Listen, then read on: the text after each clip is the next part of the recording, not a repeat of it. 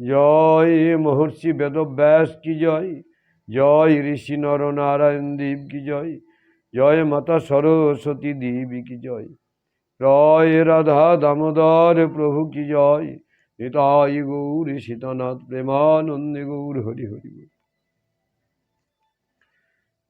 চতুর্বিংশ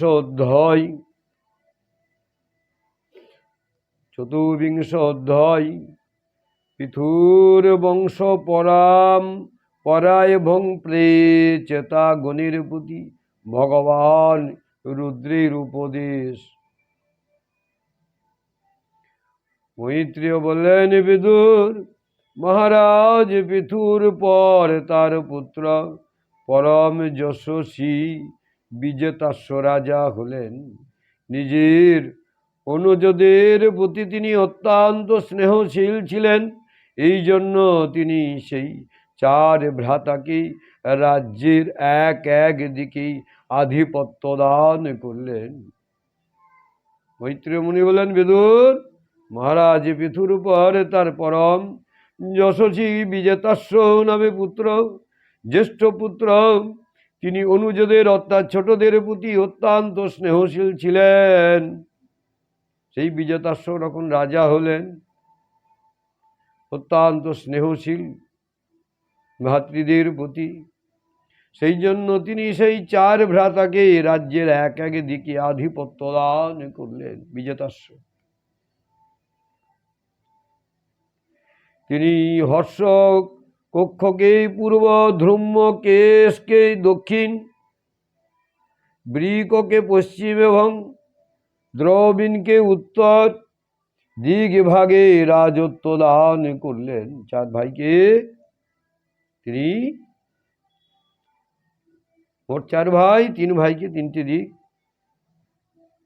দিকের আধিপত্য দান করলেন। বিজেতাস্ব ইন্দ্রের কাছে থেকেই অন্তর্ধ্যানের বিদ্যা লাভ করেছিলেন। সেই পরম যশস্বী মহারাজ পৃথুর জ্যেষ্ঠ পুত্র বিজেতাস্ব দেবরাজ ইন্দ্রের কাছে থেকেই অন্তর্ধ্যানের বিদ্যা লাভ করেছিলেন। এই জন্য তাকেই অন্তর্ধ্যান নামে অভিহিত করা হয়। সেই জন্য সেই বিজেতাস্বকে অন্তর্ধ্যান নামে অভিহিত করা হয়। তিনি নিজ পত্নী শিখণ্ডিনীর গর্ভে তিনটি নিতাই গৌর হরিবোল হরিবোল তিনটি সুপুত্র লাভ করেছিলেন। বিজেতাস্বের তিনটি সুপুত্র ছিল, তাদের নাম ছিল পাবক, পাবমান এবং সূচি। এরা তিনজনে হলেন এই তিন নামের হরিবোল অগ্নি দেবতা। এই বিজেতাস্বের তিনজন পুত্র, তাদের নাম হলো পাবক, পবমান এবং সূচি। এরা তিনজনেই হলেন এই তিনটি নামের অগ্নি দেবতা। পুরাকালে বশিষ্ঠ মুনি কর্তৃক অভিশপ্ত হয়ে তারা মানব রূপে জন্মগ্রহণ করেই কালক্রমে যোগাশ্রয়ী পুনর্বার দেবত্ব লাভ করেন। এই তিনজন পুত্রা পুরাকালে বশিষ্ঠ মুনি কর্তৃক অভিশপ্ত হয়ে তারা স্বর্গ থেকে মর্তে মানব রূপে জন্মগ্রহণ করেন এবং কালক্রমে যোগশাস্ত্রী বা যোগাশ্রয়ে পুনর্বার দেবত্ব লাভ করেন। আবার সে অভিশপ্ত মানব জন্ম থেকে যোগাশ্রয়ে পুনর্বার দেবত্ব লাভ করেন। মহারাজ বিজেতাস্ব অন্তর্ধ্যান তার অপর পত্নী নভস্বতীর গর্ভে বহির্ধ্যান নামক পুত্র রত্ন লাভ করেছিলেন। বিজেতাস্বের অপর পত্নী, দ্বিতীয় পত্নী, যার নাম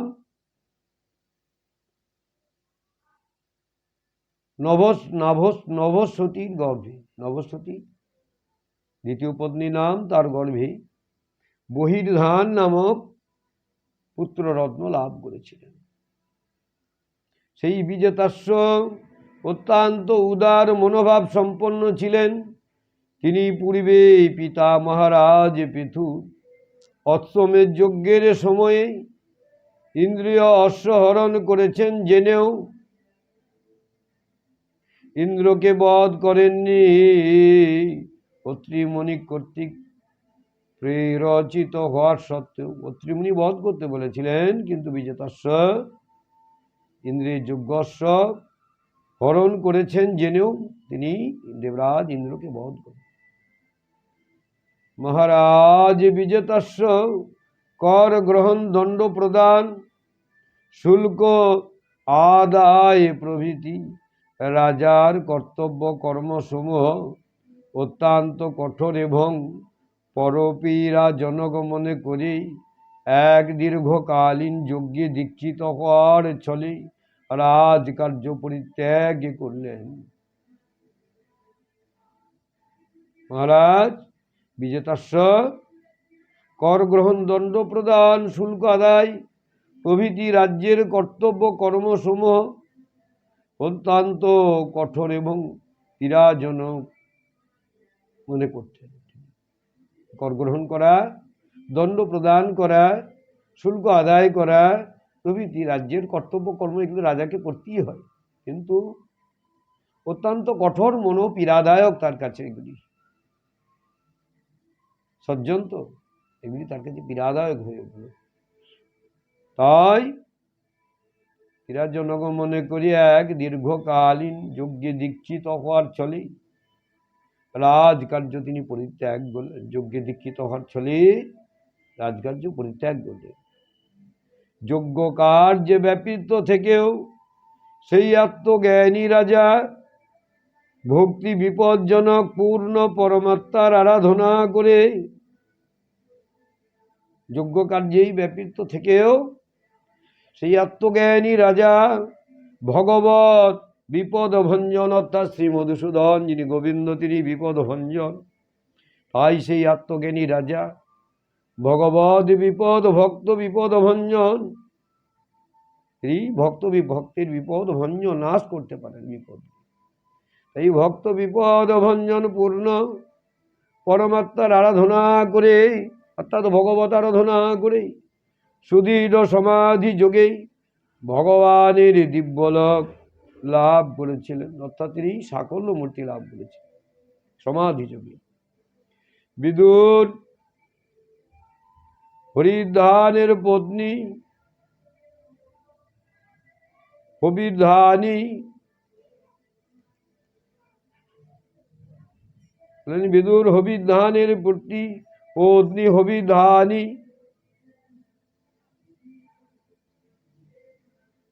বৎসী সদগয় শুক্ল এবং কৃষ্ণ সত্য ও বিজেতাস্য নামে এই 6 পুত্রের জন্ম দিয়েছিলেন। এই কুলশ্রেষ্ঠ বিদুর এই 6 অবিধান পুত্রের মধ্যে মহাভাগ বহিঃসদ যজ্ঞাদি কর্মকাণ্ড এবং যোগাভ্যাসে বিশেষ পটু ছিলেন। তিনি প্রজাপতি পদ লাভ করেছিলেন।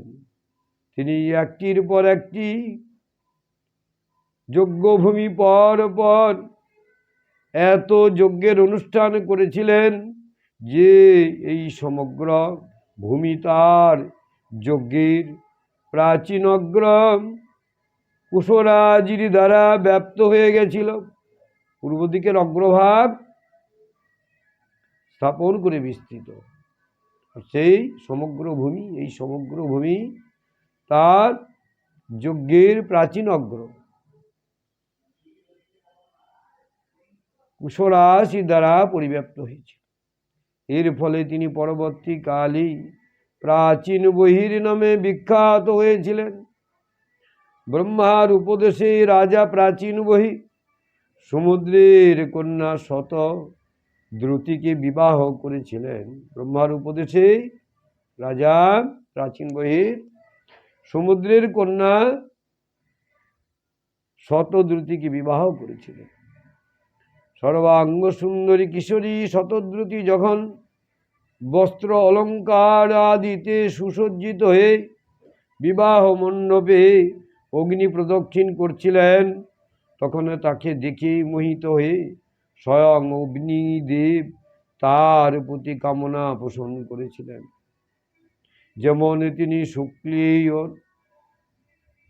শুক্তির জন্য একদা কামনা পরবশ হয়েছিলেন, এই সর্বাঙ্গ সুন্দরী কিশোরী শতদ্রুতি যখন বস্ত্র অলঙ্কারে ভূষিত হয়ে বা সুসজ্জিত হয়ে সেই বিবাহ মণ্ডপে অগ্নি প্রদক্ষিণ করছিলেন, তখন তাকে দেখে মোহিত হয়ে স্বয়ং অগ্নিদেব তার প্রতি কামনা পোষণ করলেন।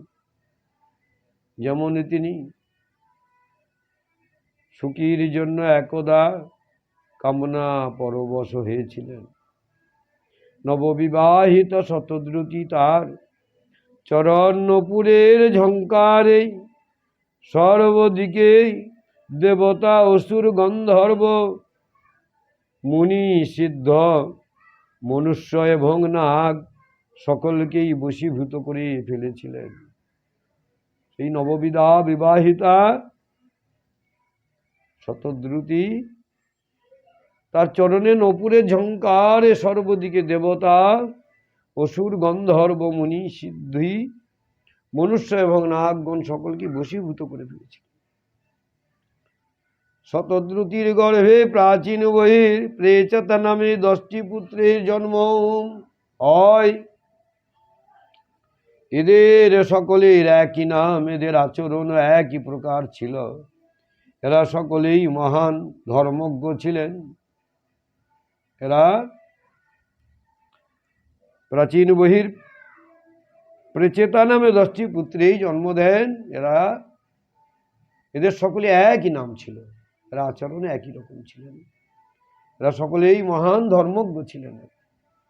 পিতা প্রাচীন বহি তাদের প্রজা সৃষ্টির আদেশ দিলে তারা সকলেই তপস্যার জন্য সমুদ্রে প্রবেশ করেন।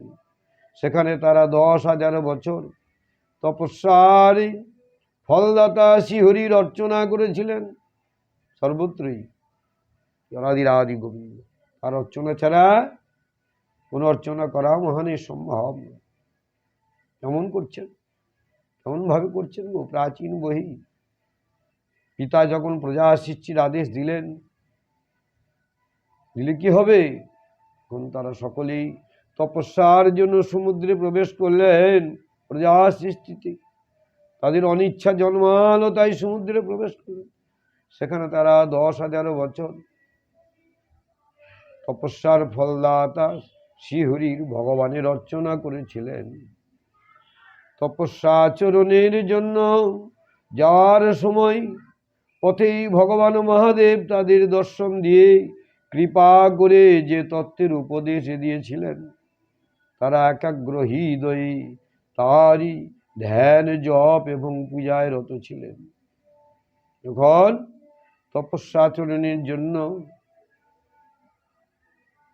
যাচ্ছিলেন, তাই যাত্রাপথেই মহাদেব তাদেরকে দর্শন দিলেন। দেবাদিত মহাদেব কৃপা করে যে তত্ত্বের উপদেশ দিলেন, তারা একাগ্র হৃদয়ে অত্যন্ত ভক্তি সহকারে একাগ্র চিত্ত হয়ে যে উপদেশ দিয়েছিলেন, তারই ধ্যান জপ এবং পূজায় রত হয়েছিলেন।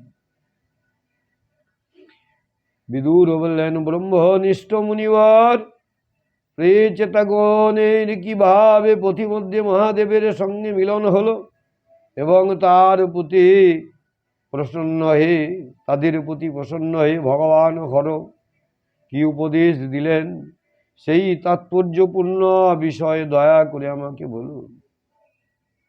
তাই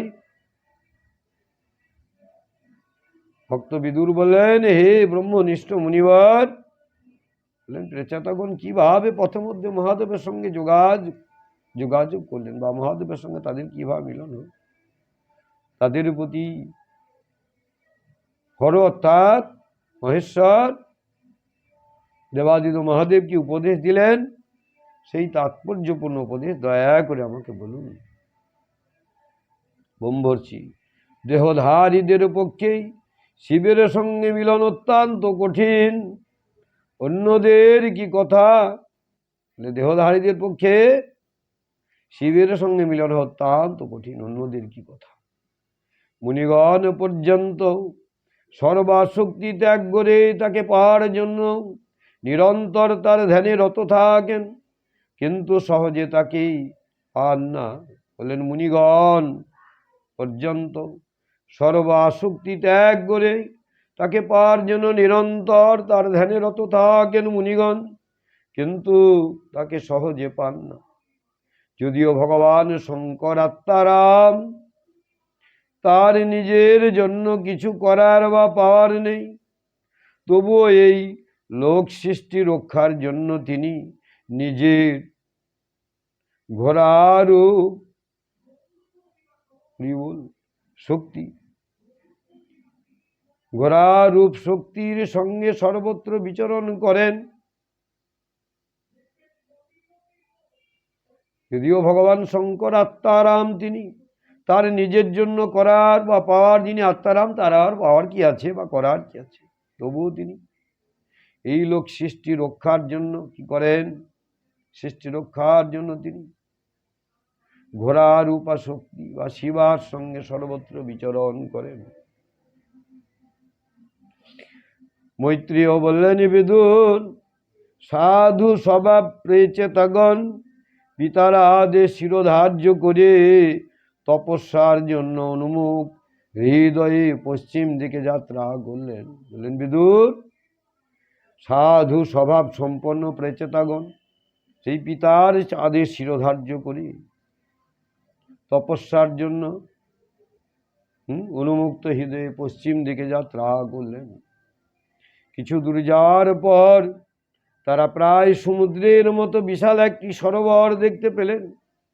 কিছু দূর যাওয়ার পর এই প্রেচেতাগণ সমুদ্রের মতো একটি বিশাল সরোবর বা পুষ্করিণী দেখলেন, এবং সেই সরোবরের জল মহাপুরুষ গণের হৃদয়ের মতো স্বচ্ছ ছিল।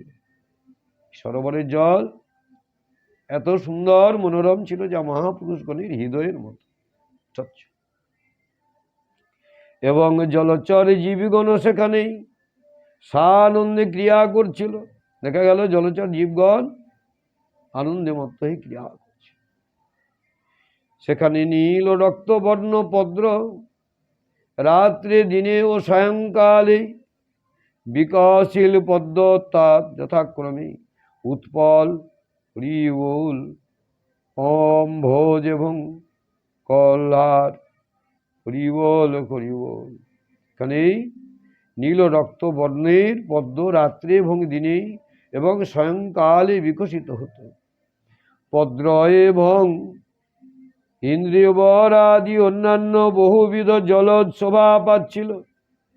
এখানে অনেক বহুবিধ জলজ উদ্ভিদ শোভা পাচ্ছিল। হংস, সরস, চক্রবাক এবং কারণ্ড প্রভৃতি বহু জলচর পাখি সেখানে কলরব করছিল। দেখা গেল সেই জলাশয়ের মধ্যে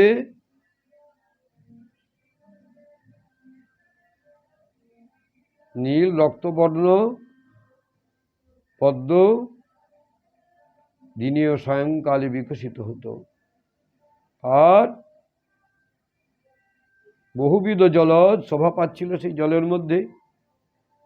সেখানে হংস, সারস, চক্রবাক, কারণ্য প্রভৃতি জলচর পাখি কলরব করছিল। সেই সরোবরের চতুর্দিকে বহু প্রকারের বৃক্ষলতা ছিল। মত্ত মধুকরেরা সুমধুর গুঞ্জনে সেগুলি যেন রোমাঞ্চিত বলে মনে হচ্ছিল। এই সরোবরের চতুর্দিকে বহু প্রকার বৃক্ষ আর লতা ছিল, আর মত্ত মধুকরেরা কি করছে? মধুকর যারা ভ্রমণ ইত্যাদি, মত্ত মধুকরেরা সুমধুর গুঞ্জনে, সুমধুর স্বরে গুঞ্জন করছিল, গান করছিল। সেই গুঞ্জনে সেগুলি যেন রোমাঞ্চিত বলে মনে হচ্ছিল সব কিছু। পদ্মকোষের পরাগগুলি বায়ুর দ্বারা বাহিত হয়ে সর্বত্র পরিব্যাপ্ত হয়। সেখানে যেন এক উৎসবের পরিবেশ রচিত হয়েছিল। পদ্মকোষের পরাগগুলি, পরাগ রেণুগুলি বায়ুর দ্বারা বহিত হয়ে, অর্থাৎ বায়ুর দ্বারা বাহিত হয়ে উড়ে গিয়ে বাহিত হয়ে সর্বত্র পরিব্যাপ্ত হয়। সেখানে এক সুমধুর উৎসবের পরিবেশ রচিত হয়েছিল। নিতাই গৌর হরি। সেখানে মৃদঙ্গ, পনবাদী বাদ্যের সঙ্গে দিব্য রাগ রাগিনী সুষ্ঠ প্রাগে মনোহর গীতধ্বনি শুনে সেই রাজপুত্ররা অত্যন্ত বিস্মিত হলেন।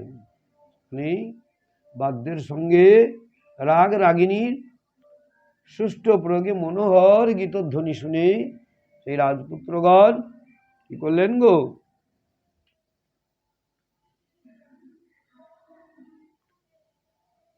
এরা সেই প্রাচীন বহির 10টি পুত্র, সেই রাজপুত্রগণ অত্যন্ত বিস্মিত হলেন। সহসা তারা দেখলেন সেই সরোবর থেকে স্বয়ং দেবাদিদেব ভগবান শঙ্কর নিজের অনুচর গণের সঙ্গে নিষ্ক্রান্ত হচ্ছেন। দেখলেন সেই জলাশয় থেকে, সেই সুমধুর পরিবেশে দেখলেন সেই সরোবর থেকে দেবাদিদেব মহাদেব অনুচরগণ সঙ্গে কি করছেন? নিষ্ক্রান্ত হচ্ছেন, বাহির হচ্ছেন। তিনি নেত্র বিশিষ্ট, তপ্ত স্বর্ণের মতো উজ্জ্বল তার দেহ, কণ্ঠ নীল বর্ণ, ভক্ত জনের প্রতি অনুগ্রহ বর্ষী প্রসন্নতার মূর্তি। আর নেত্র বিশিষ্ট, 3টি নেত্র, 3টি নয়নবাচক, তপ্ত স্বর্ণের মতো, উত্তপ্ত সোনার মতো উজ্জ্বল তার দেহ, আর কণ্ঠ নীলবর্ণ, কিন্তু নীলকণ্ঠ, ভক্তজনের প্রতি অনুগ্রহ বর্ষী প্রসন্নতার মূর্তি, ভক্তগণকে অনুগ্রহ বর্ষণকারী প্রসন্নতার মূর্তি মহাদেবের। গন্ধর্বরা মধুর স্বরে তার স্তুতিগান করছে। এইভাবে তার অপ্রত্যাশিত দর্শন লাভ করে প্রচেতাগণ অত্যন্ত কৌতূহলাক্রান্ত হলেন ও তার চরণে প্রণত হলেন। গন্ধর্বগণ মধুস্বরে কি করছে? সেই মহাদেবের স্তুতি গান করছে। এইভাবে তার অপ্রত্যাশিত দর্শন, মহাদেবের অপ্রত্যাশিত দর্শন লাভ করে প্রচেতাগণ অত্যন্ত কৌতূহল আক্রান্ত হলেন এবং তার চরণে প্রণত হলেন, চরণে প্রণাম করলেন, মহাদেবের চরণে। এই 10 ভাই তার দর্শনে আনন্দিত হয়ে সেই ধর্মজ্ঞ এবং শীল সম্পন্ন রাজপুত্রগণের প্রতি প্রসন্ন হয়ে শরণাগত ক্লেশহারী ভকতবৎসল ভগবান শঙ্কর তাদেরও বললেন, যেই না মহাদেবের দর্শনে তারা আনন্দিত হয়েছে, তখন সেই ধর্মজ্ঞ এবং শীল সম্পন্ন রাজপুত্রদের, এরা ধর্মজ্ঞ, এরা শীল সম্পন্ন, তাই তাদের প্রতি প্রসন্ন হয়ে শরণাগত ক্লেশহারী মহাদেব, শরণাগত ক্লেশহারী দেব। এই ধর্মবৎসল ভগবান শঙ্কর মহাদেব তাদের বললেন, কি বললেন? মহাদেবের অপর নাম রুদ্রদেব, মহাদেবের সৃষ্টিকর্তা। মহাদেবের পিতা হলেন আদি পিতা ব্রহ্মা। ব্রহ্মার তেজ থেকে, অহংকার থেকে রুদ্রদেবের সৃষ্টি হয়েছে। সেই রুদ্রদেব মহাদেবের অপর নাম শ্রী রুদ্রদেব। শ্রী রুদ্রদেব বললেন, তোমরা রাজার প্রাচীন বহির পুত্র, তোমাদের কল্যাণ হোক। তোমরা কি করতে চাও তা আমি জানি। তোমাদের অনুগ্রহ করার জন্যই আমি এইভাবে তোমাদের দর্শন দিয়েছি। মহাদেব বললেন, তোমরা সেই প্রাচীন বহির্পুত্র, তোমাদের কল্যাণ হোক। তোমরা কি করতে চাও সেটা আমি জানি, তাই তোমাদের অনুগ্রহ কৃপা করার জন্য আমি তোমাদের কাছে এসেছি বা তোমাদের দর্শন দিয়েছি। যে ব্যক্তি অব্যক্ত প্রকৃতি এবং জীব সংযোগ পুরুষ, এই দুয়েরই নিয়ন্তা ভগবান বাসুদেবের শরণ নেয়। কি বলছেন মহাদেব? দেখুন দেবাদিত মহাদেব কি বলছেন। যে ব্যক্তি অব্যক্ত প্রকৃতি এবং জীব সংযোগ পুরুষ, এই দুয়েরই নিয়ন্তা, এই দুই দিকে নিয়ন্তা কে? ভগবান বাসুদেবের শরণ নেয়, গোবিন্দ শরণ করে। মহাদেব কেমন শিক্ষা দিচ্ছেন, কি কথা বলছেন, কি বলছেন? বাসুদেবের শরণ নেয় অনাদির আদি গোবিন্দে, বলে সে আমার পরম প্রিয়। এই মহাদেব বলছেন যে কৃষ্ণ ভক্ত হয় সে আমার পরম প্রিয় হয়। এটাই গৌর হরি বল। স্বীয় বর্ণাশ্রম ধর্ম নিষ্ঠার সঙ্গে পালনকারী ব্যক্তি শত জন্মের পর ব্রহ্মার পদে প্রাপ্ত হয় এবং তারপরে আমাকে অর্থাৎ শিবপদ লাভ করে। বলেন বর্ণাশ্রম ধর্ম নিষ্ঠার সঙ্গে পালনকারী ব্যক্তি সে শত জন্মের পর ব্রহ্মার পদ লাভ করে। ভালো করে বুঝেছেন?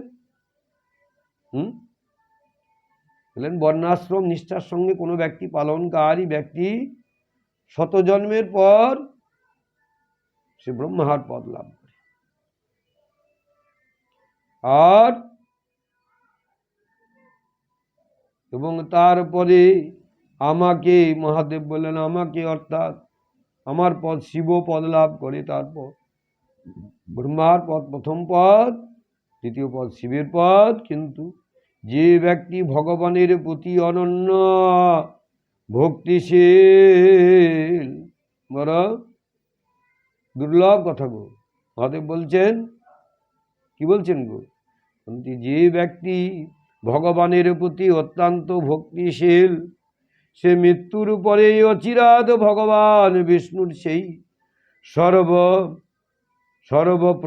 প্রপঞ্চাতীত পরম পদ লাভ করে। নিতাই গৌর হরি। স্বয়ং মহাদেবের মুখ নিঃসৃত বাণী কি বলছেন?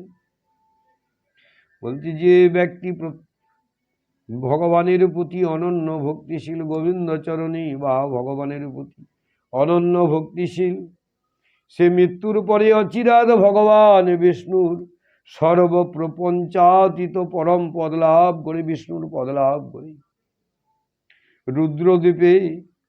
রুদ্রদ্বীপে অবস্থিত আমি তথা অনন্য অধিকারিক দেবতা নিজেদের অধিকার কালের অন্তে যে পদ লাভে করব।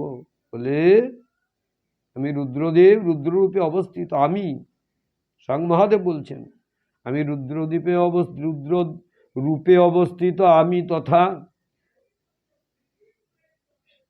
আধিকারিক দেবতা নিজেদের অধিকার, আধিকারিক দেবতা নিজের যে অধিকার নিয়ে যেসব দেবতা বসে আছে, আধিকারিক দেবতা নিজেদের অধিকার কালের অন্তে যতদিন যার যে পথে অধিকার, সেই কালের অন্তে বা শেষে যে পদ লাভ করব আমরা, হরি বল, নিতাই গৌর হরি বল। তোমরা ভগবত ভক্ত, এই কারণেই তোমরা আমার কাছে ভগবানের মতোই প্রিয়। সেই প্রেতাটা পুত্রগণ 10 জন পুত্রকে বললেন তোমরা ভগবত ভক্ত, তোমরা ভগবানের ভক্ত, এই কারণেই তোমরা আমার কাছে ভগবানের মতোই প্রিয়। মহাদেব বললেন ভগবানের ভক্ত হিসাবে আমি তোমাদেরকে ভগবানের মতো সম্মান জানাচ্ছি এবং ভগবানের মতো আমার কাছে প্রিয়। দেবাদিত মহাদেব কৃষ্ণ ভক্তের মহিমা এখানে প্রকাশ করে দিলেন। কি বললেন? খুব গভীর জ্ঞানের কথা এবং মহান কথা কি? প্রেচেতাগণের সেই 10 পুত্র, প্রেচেতাগণ, সেই প্রেচেতাগণকে, সেই 10 ভাইকে কি বলছেন? তোমরা ভগবত ভক্ত, এই কারণে তোমরা আমার কাছে ভগবানের মতোই প্রিয়। ভগবানের ভক্তদের কাছে আমার থেকে বেশি প্রিয় আর কেউ নেই। দেবাদিদেব মহাদেব বলছেন যে ভগবানের ভক্তের থেকে আমার কাছে প্রিয়জন আর কেউ নেই। এটাই গৌর হরি বল। আমি তোমাদের এক অতি পবিত্র, মঙ্গলময় এবং মোক্ষদায়ক স্তোত্র শোনাচ্ছি, শুদ্ধভাবে এটি জপ করবে। আর মহাদেব আরো গুরুত্বপূর্ণ কথা বললেন। কি বললেন? এই 10 জন ভাইকে কি বললেন? যারা একই রূপ, স্বভাবে রূপে গুণী, একটা নামই অভিহিত যারা, বললেন আমি তোমাদের এক অতি পবিত্র, মঙ্গলময়, মোক্ষদায়ক স্তোত্র শোনাচ্ছি, শুদ্ধভাবে এটি জপ করবে। এটাই জপ করবে। আমি যা তোমাদেরকে যে স্তোত্রটি দান করছি বা শোনাচ্ছি, মহাদেব বলছে। মৈত্রেয় বললেন এরপর নারায়ণ পরায়ণ, করুণাদ্র হৃদয় ভগবান শিব তার সম্মুখে শ্রদ্ধা ও অঞ্জলিবদ্ধ করে অবস্থিত সেই রাজপুত্রদের এই স্তোত্রটি শোনালেন। এরপর নারায়ণ পরায়ণ অর্থাৎ ভগবত পরায়ণ, করুণাদ্র হয়ে, যিনি করুণাদ্র হৃদয় মহাদেব, তিনি নারায়ণ পরায়ণ, নারায়ণ বা বিষ্ণুর ভক্ত, তিনি করুণাদ্র হৃদয়। তাই কি করলেন? করুণাদ্র হৃদয় ভগবান শিব তার সম্মুখে অঞ্জলিবদ্ধ করে অবস্থিত সেই 10 জন মহাদেবের সামনে 2 হাত জোর করে অঞ্জলিবদ্ধ হয়ে অবস্থিত অবস্থান করছিলেন। সেই 10 জন মহাদেবের সামনে যখন অঞ্জলিবদ্ধ হয়ে অবস্থিত ছিলেন, সেই সময় রাজপুত্রদের এই স্তোত্রটি শোনালেন। ভগবান রুদ্রদেব স্তুতি করতে লাগলেন। এটা জোরহাত করে বসে আছে 10 জনেই, আর মহাদেব ভোলানাথ স্তুতি করতে লাগলেন। বললেন হে ভগবান, তোমার জয় হোক, তোমার জয়ধ্বনি তো তুচ্ছ চাটুবাদ নয়, আত্মজ্ঞানীদের যারা শিরোমণি স্বরূপ, এ তো তাদের পরম স্বস্তির সত্যানন্দ বোধের উদ্বোধক, এতে আমার কল্যাণ করলেন। এ ভগবান, তোমার জয় হোক, তোমার জয়ধ্বনি তো তুচ্ছ কোনো চাটুবাদ নয়, আত্মজ্ঞানীদেরও যারা শিরোমণি স্বরূপ, এ তো তাদেরও পরম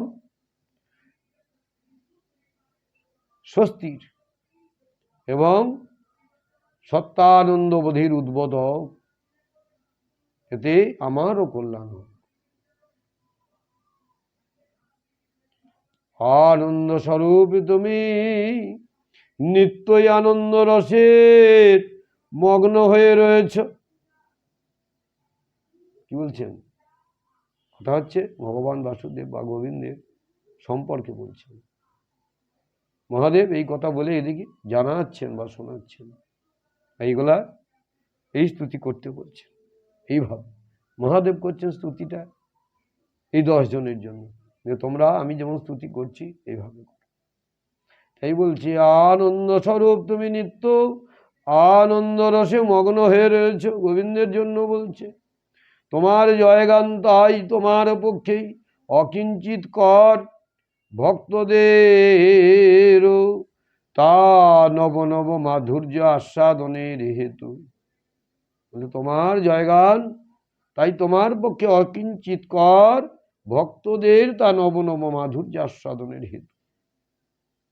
সর্বস্বরূপ তুমি, আত্মাস্বরূপ তুমি, তোমাকে নমস্কার। তুমি পদ্মনাভ, সর্বলোকের আদি কারণ তুমি, ভূত সূক্ষ্ম শতাব্দী তন্মাত্র এবং ইন্দ্রিয় সমেত নিয়ন্তা, শান্ত একরস এবং স্বয়ং প্রকাশ বাসুদেব তুমি, তোমাকে নমস্কার। কথা বলছেন কে? দেবাদিত মহাদেব। শুনছেন কারা? 10 জন অবনত মস্তকে করজোরে বসে আছে, সেই রাজপুত্র এরাই তত্ত্বটি শুনছেন আর শোনাচ্ছেন দেবাদিত মহাদেব। তুমি সূক্ষ্ম অনন্ত এবং মুখাগ্নি দ্বারা সমগ্র জগতের সংহার কর্তা, অহংকারের অধিষ্ঠাতা, সংকর্ষণ। আবার তুমি জগতের প্রকৃষ্ট জ্ঞানের উদ্ভব স্থান, বুদ্ধির অধিষ্ঠাতা প্রদ্যুন্ন, তোমাকে নমস্কার। আবার বলছেন তুমি সূক্ষ্ম অনন্ত, মুখাগ্নি দ্বারা কি করো? সমগ্র জগৎকে তুমি সংহার করো। মহাদেব স্তুতি করছেন ভগবানের, আর সেই স্তুতি শিক্ষা দিচ্ছেন এই 10 জনকে, পরপর বলে যাচ্ছে। বলছি এই স্তুতিটি তোমাদেরকে শোনাচ্ছি। তাই কেমন ভাবে শোনাচ্ছেন? একটার পর একটা স্তুতি করছেন। বলছেন তুমি মুখাগ্নি দ্বারা সমগ্র জগতের সংহার কর্তা, অহংকারের অধিষ্ঠাতা, সংকর্ষণ। আবার তুমি জগতের প্রকৃষ্ট জ্ঞানের উদ্ভব স্থান, বুদ্ধির অধিষ্ঠাতা প্রদ্যুন্ন, তোমাকে নমস্কার। তুমি ইন্দ্রিয় বর্গের অধিপতি, মনের অধিষ্ঠাতা ভগবান, তুমি অনিরুদ্র। নিতাই গৌর হরি বল।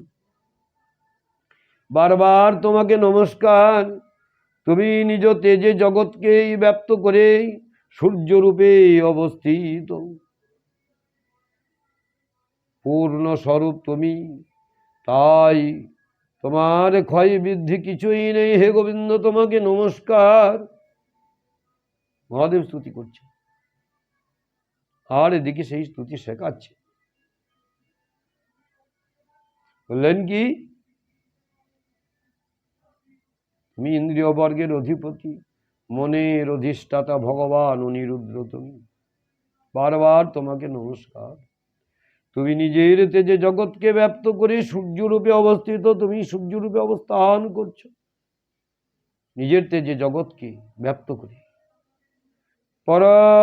পূর্ণ স্বরূপ তুমি, তাই তোমার ক্ষয় বৃদ্ধি কিছুই নেই। অনাদির আদি গোবিন্দ, ঈশ্বর পরম কৃষ্ণ সচ্চিদানন্দ বিগ্রহ, অনাদির আদি গোবিন্দ, সর্বকারণের কারণ। নম ব্রহ্মণ্য দেবায় গো ব্রহ্মণ্য হিতায় চ জগদ্ধিতায় চ শ্রীকৃষ্ণায় গোবিন্দায় নমঃ। ক্ষয় পূর্ণ স্বরূপ তুমি, তাই তোমার ক্ষয় বৃদ্ধি বলে কিছু নেই। তোমাকে নমস্কার। তুমি স্বর্গ ও মোক্ষের দ্বার স্বরূপ, পবিত্র হৃদয়ে তোমার বাস। নিতাই গৌর হরি বল। তোমাকে নমস্কার। তুমি চাতুহত্র কর্মের সাধন তথা বিস্তারকারী, হিরণ্য বীর্য অগ্নি, তোমাকে নমস্কার। তুমি পিতৃগণ এবং দেবগণের পুষ্টি বিধানকারী অন্ন স্বরূপ। নিতাই গৌর হরি বল। তুমি পিতৃগণ এবং দেবগণের পুষ্টি বিধানকারী অন্ন স্বরূপ তুমি। তুমি বেদত্রয়ের অধিষ্ঠাতা, 3টি বেদের অধিষ্ঠাতা তুমি। তোমাকেই নমস্কার। তুমি সমস্ত প্রাণীর তৃপ্তিদাতা, সর্বরস স্বরূপ জল, সর্বরস স্বরূপ জল তুমি। মহাদেব বলছে, তাকে একটু আগে শুনলেন, ওরা 10 জন ভাই জোড়হাত করে কি করছেন? সেই নরনারায়ণ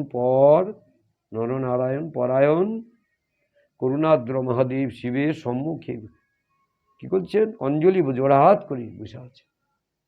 সেই রাজপুত্রদের বলছে, এই স্তোত্রটি শেখাচ্ছে। এর পরের বিষয়টি কি বললেন? তুমি সমস্ত প্রাণীর তৃপ্তিদাতা সর্বরসস্বরূপ জল। সর্বরসস্বরূপ কে? জল। সর্বরসস্বরূপ তুমি সেই জল, তুমি জল, তোমাকে নমস্কার। তুমি সর্বপ্রাণীর দেহে পৃথিবী এবং বিরাট স্বরূপ তথা ত্রিভুবনের পালক, মানসিক ইন্দ্রিয়গত এবং শারীরিক শক্তি স্বরূপ বায়ু, তোমাকে নমস্কার। তুমি নিজ শব্দগুণের দ্বারা অর্থসমূহের প্রতিপাদক এবং আভ্যন্তর ও বাহ্যরূপ ভেদ ব্যবহারের অবলম্বন। হরি বল। আকাশ, ভূত আকাশ, তুমি মহাপুণ্য ফলে লভ্য জ্যোতির্ময় বৈকুণ্ঠাদি লোক, তোমাকে পুনঃ পুনঃ নমস্কার। নিতাই গৌর হরি বল। তুমি মহাপুণ্য ফলের লভ্য, যারা মহাপুণ্য ফল লাভ করেন এবং জ্যোতির্ময় যে বৈকুণ্ঠ লোক রয়েছে না, তুমি সেই বৈকুণ্ঠ জ্যোতির্ময় বৈকুণ্ঠাদি লোক, তুমি, তোমাকে পুনঃ পুনঃ নমস্কার। তুমি পিতৃলোক প্রাপ্তির হেতুভূত প্রবৃত্তিমূলক কর্ম, আবার তুমি দেবলোক প্রাপ্তিরও হেতু স্বরূপ নিবৃত্তমূলক কর্ম। তুমি অধর্মের ফলস্বরূপ দুঃখদাতা মৃত্যু। করিবল করিবল, তুমি সব, তুমি ছাড়ার কিছু নেই প্রভু। তুমি পিতৃলোক প্রাপ্তির হেতুভূত প্রবৃত্তিমূলক কর্ম, আবার তুমি সর্বময়, আবার তুমি দেবলোক প্রাপ্তিরও হেতুস্বরূপ নিবৃত্তমূলক কর্ম। তুমি তুমি অধর্মের ফলস্বরূপ দুঃখদাতা মৃত্যু। যখন অধর্ম আসে, সেই অধর্মের ফল স্বরূপ তুমি দুঃখদাতা মৃত্যু, তোমাকে নমস্কার। নিতাই গৌর হরি বল। মহাদেব স্বীকার করছেন তুমি সর্বময়, হে গোবিন্দ, তুমি ছাড়া আর কিছু। প্রভু তুমি নিতাই গৌর হরি বল, হরি বল। বললে তুমি পুরাণ পুরুষ, সংখ্যা এবং যোগের অধীশ্বর ভগবান শ্রীকৃষ্ণ। নিতাই গৌর হরি বল। তুমি সর্বকামনা পূরণকারী সাক্ষাৎ মন্ত্রমূর্তি, মহান ধর্মস্বরূপ। তোমার জ্ঞান শক্তি নিত্য অকুণ্ঠিত। বলেন তুমি সর্বকামনা পূরণকারী, হে গোবিন্দ, তুমি সাক্ষাৎ মন্ত্রমূর্তি, মহান ধর্মস্বরূপ, তুমি মহান ধর্ম। তুমি জ্ঞান শক্তি নিত্য অকুণ্ঠিত, তোমাকে নমস্কার, তোমাকেই নমস্কার। নিতাই গৌর হরি। তুমি কর্তা, কারণ এবং কর্ম, এই শক্তি ত্রয়ের একমাত্র আশ্রয়। তুমি অহংকারের অধিষ্ঠাতা রুদ্রদেব, তুমি জ্ঞান এবং ক্রিয়াস্বরূপ। তোমার থেকেই পরা অশান্তি, মধ্যমা এবং বৈখরী, এই চতুর্বিধ বাকের অভিব্যক্ত ঘটেই তোমাকে নমস্কার। নিতাই গৌর হরি বল। এই চতুর্বিধ বাকের অভিব্যক্তি ঘটেই তোমাকে নমস্কার। প্রভু আমরা তোমার দর্শন অভিলাষী, তোমার যে রূপ ভক্তরা আরাধনা করেন, তোমার নিজ জন্দির একান্ত প্রিয় মাধুর্য গুণী, নিখিল ইন্দ্রিয়ের পরিতৃপ্তি সাধক, সর্বসৌন্দর্য হেন একীভূত ওই মূর্তি ধরেছে, সেই রূপে সেই অনুপম রূপ আমাদের দর্শন করাও। মহাদেব স্তুতি করছেন, আর এরা শুনছে 10 জন। বলে, প্রভু আমরা তোমার দর্শন অভিলাষী, তোমার স্বরূপ ভক্তরা আরাধনা করে। ভক্তরা তোমার স্বরূপ আরাধনা করে। তোমার নিজ জনেরা একান্ত প্রিয়, যাকে তুমি নিজজন বলে মনে করো বা একান্ত প্রিয়, তারা মাধুর্য গুণে নিখিল ইন্দ্রিয়ের পরিতৃপ্তি সাধক তুমি। নিখিল তা সমগ্র বিশ্ব ব্রহ্মাণ্ডের, নিখিল বিশ্বের মাধুর্য গুণে ইন্দ্রিয়ের, সমস্ত ইন্দ্রিয়ের পরিতৃপ্তি সাধক অথবা সর্বেন্দ্রিয় গুণ সমন্বিত তুমি। তাই সর্বসৌন্দর্য যেন একত্রীভূত হয়ে, সব সৌন্দর্য এক জায়গায় জড়ো হয়ে একত্রীভূত হয়ে মূর্তি ধরেছে, তোমার মূর্তি ধরেছে। সেই রূপে সেই অনুপম রূপ, আহা সেই সর্বসৌন্দর্যের একত্রীভূত অনুপম রূপ আমাদের দর্শন করাও প্রভু দয়াময়। দেহগাত্রীর বর্ণ বর্ষাকালের নবীন মেঘের মতো স্নিগ্ধ শ্যামল। বললেন মহাদেব এইরূপ স্তুতি করছেন, এইরূপ জানাচ্ছেন। কি বলছেন? সেই ভগবানের দেহগাত্রীর বর্ণ বর্ষাকালের নবীন মেঘের মতো, নূতন মেঘের মতো স্নিগ্ধ শ্যামল। মনোহর সুদীর্ঘ 4 বাহু, মনোহর সুদীর্ঘ 4টি হাত, লাবণ্যময় মুখমণ্ডল, পদ্মের মধ্যভাগের দল সদৃশ্য চক্ষু। পদ্মের মধ্যভাগে দল মানে পাপড়ির মতো, কি হয় ঠিক পাপড়ির মতো, পদ্ম পাপড়ির মতো দল সাদৃশ্য চক্ষু। চক্ষু দুটি যেন পদ্ম ফুলের দলের মতো। শোভান ভুরু, ভুরু দুটি শোভান। মনজ্ঞ নাচিকা, শোভান দন্ত পুংটি, মনোহর গণ্ডদেশ।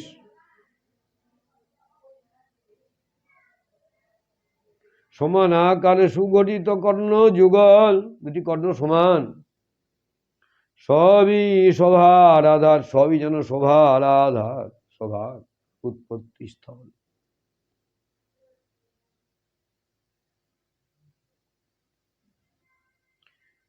আর প্রীতি হাস্য মধুর অপাঙ্গ দৃষ্টি, কুটিল কৃষ্ণ কেশরাজি।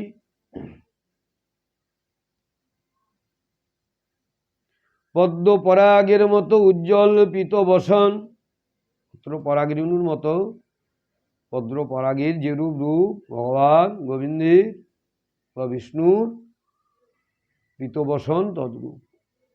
দীপ্তমান কুণ্ডল, কুণ্ডল দুটি যেন দীপ্তমান, উজ্জ্বল মুকুট, মুকুটটি উজ্জ্বল।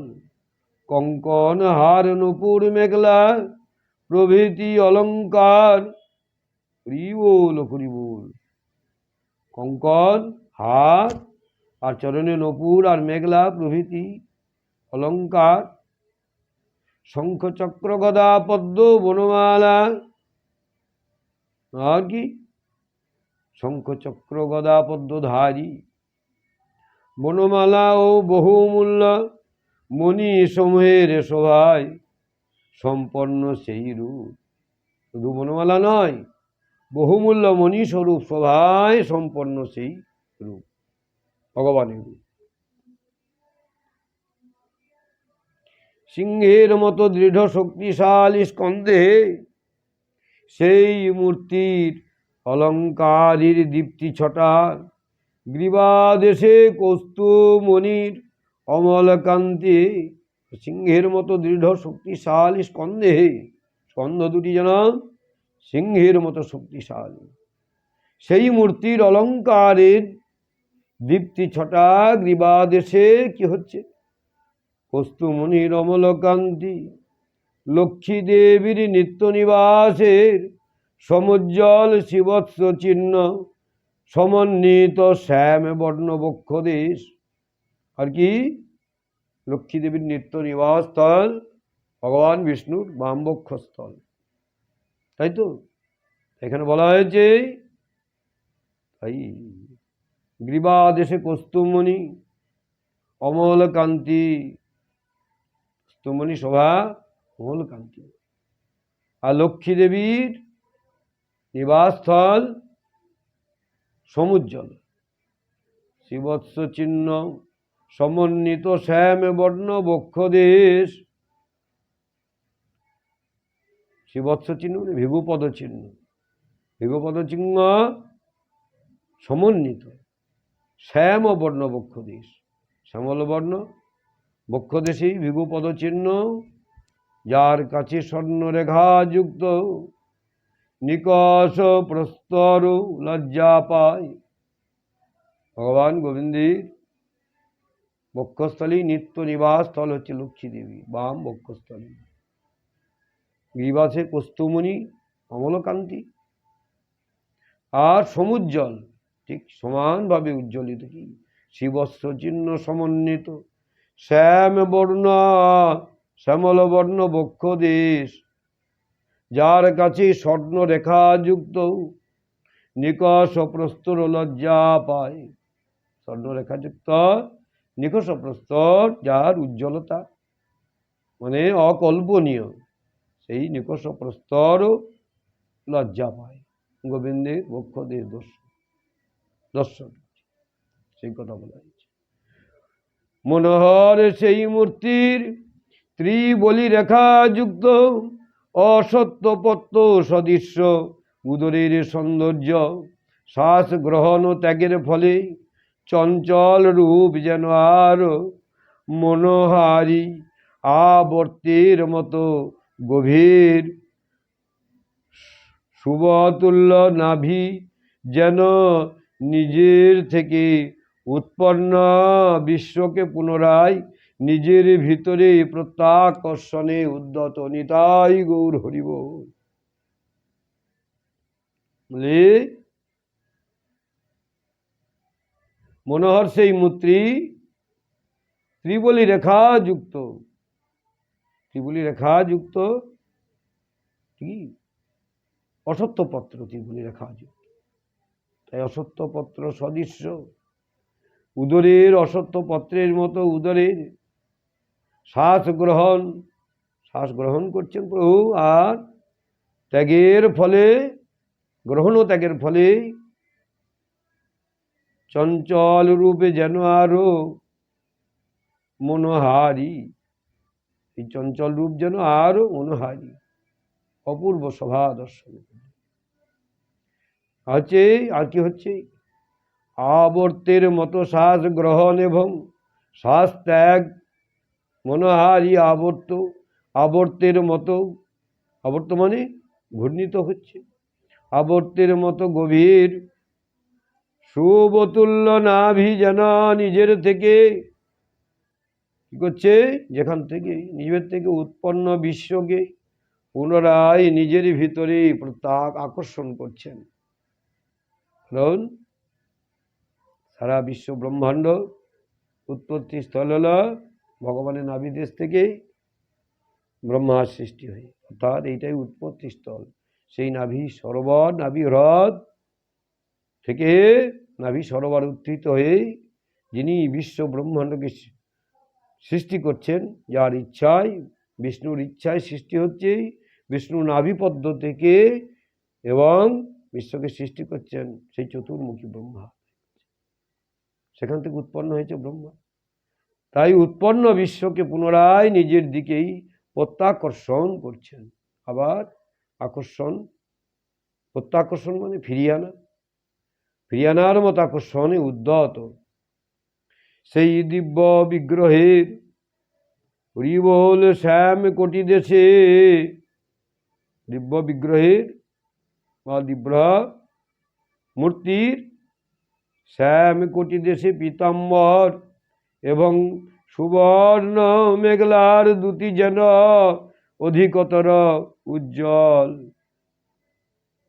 সেই দিব্য দিব্য মূর্তির বা বিগ্রহের শ্যাম কোটি দেশে অর্থাৎ গোবিন্দের কোটি দেশে কোমরে পীতাম্বর, কোটি দেশের পীতাম্বর এবং সুবর্ণ মেঘলার দ্যুতি যেন অর্থাৎ সেই সুবর্ণ মেঘলার দ্যুতি বা জ্যোতি যেন অধিকতর উজ্জ্বল। চরণ জঙ্ঘা উরু, আহা গোবিন্দের ভগবানের চরণ জঙ্ঘা উরু নিম্ন জানু প্রভৃতি অঙ্গের যথাযথ আকার এবং সুসমতা তাকে মাধুর্যমণ্ডিত করে তুলেছে, ভগবানকে মাধুর্যমণ্ডিত করে তুলেছে। ঐশ্বর্যের উপরে মাধুর্য, তিনি মাধুর্যময়। তার চরণ দয়ে শরৎ পদ্মদলের কান্তি, জীব সঙ্গের মানস অন্ধকার বিদীরণকারী তার নখজ্যোতি। হরিবল হরিবল। ভগবানের চরণদ্বয়ে শরৎ পদদলের কান্তি অর্থাৎ শরৎকালে পদ্ম ফুলের মতো কান্তি, এবং জীবসংঘের সমস্ত জীবের মানস অন্ধকার, মনের অন্ধকার বিদীরণকারী তার নখজ্যোতি। ভগবানের নখজ্যোতি ওই রূপ, সমস্ত জীবসংঘের মানস অন্ধকার বিদীরণকারী বা দূরীভূতকার। বর্ণাতীত সেই রূপের দর্শন তৃষ্ণায় কাতর আমরা, সেই বর্ণাতীত সেই রূপের ভগবানের রূপের দর্শন তৃষ্ণায় কাতর আমরা। মহাদেব বলছেন আমরা কাতর সেই দর্শনে তৃষ্ণায়। ভক্তজনের ভয়হারি পরমাশ্রয় স্বরূপ তোমার